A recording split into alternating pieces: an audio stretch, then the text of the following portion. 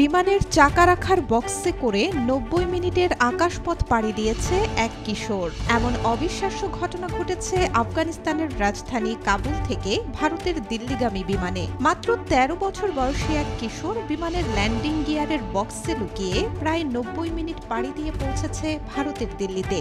কিন্তু সবচেয়ে বিস্ময়কর ব্যাপার হলো সে সুস্থ এবং অক্ষত রয়েছে।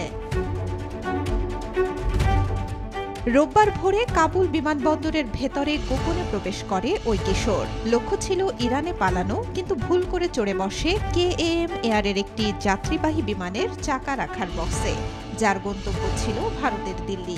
KAM এয়ার আফগানিস্তানের বেসরকারি মালিকানাধীন একটি বিমান সংস্থা। শিশুটির সঙ্গে ছিল কেবল একটি লাল রঙের অডিও স্পিকার। যাত্রীদের সঙ্গে ছদ্মবেশে রানওয়েতে ঢোকে এবং লুকিয়ে পড়ে বিমানের নিচে চাকা রাখার ঝুঁকিপূর্ণ বক্সে। প্রায় ৯০ মিনিটের যাত্রা শেষে বিমানটি অবতরণ করে দিল্লির ইন্দিরা গান্ধী আন্তর্জাতিক বিমানবন্দরে। অবতরণের পর রানওয়েতে সাদা রঙের কুর্তা পায়জামা পরা একটি কিশোরকে এলোমেলোভাবে ঘোরাফেরা করতে দেখে বিমানকর্মীরা।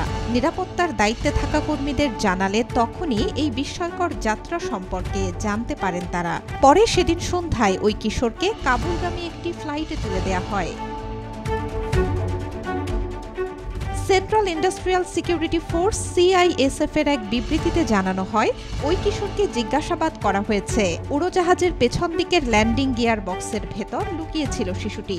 সে আফগানিস্তানের কুন্দুজ শহরের বাসিন্দা। কিশোরটি বেরিয়ে আসার পর উড়োজাহাজটিতে প্রথমে নিরাপত্তা তল্লাশি চালানো হয়। পরে প্রকৌশলীরা সেটিতে যান্ত্রিক ত্রুটি আছে কিনা তা পরীক্ষা করে দেখেন। পেছনের ল্যান্ডিং গিয়ার বক্সে কেবল একটি ছোট লাল রঙের অডিও স্পিকার পাওয়া যায়। বিশেষজ্ঞরা বলছেন, বাণিজ্যিক উড়োজাহাজ সাধারণত ৩০,০০০ থেকে ৪০,০০০ ফুট উচ্চতা দিয়ে ওড়ে। ওই উচ্চতায় তাপমাত্রা -৫০ ডিগ্রি সেলসিয়াস পর্যন্ত নেমে যায়। সাধারণত এমন বিপজ্জনক যাত্রায় শরীর ঠান্ডা হয়ে যায় ও অক্সিজেনের ঘাটতি দেখা দেয়। ফলে কয়েক মিনিটেই মৃত্যু হবার আশঙ্কা থাকে যাত্রীর। এমনকি চাকা ওঠানামার সময় মারাত্মক আঘাত পাওয়া বা পড়ে যাওয়ার ঝুঁকিও রয়ে যায়।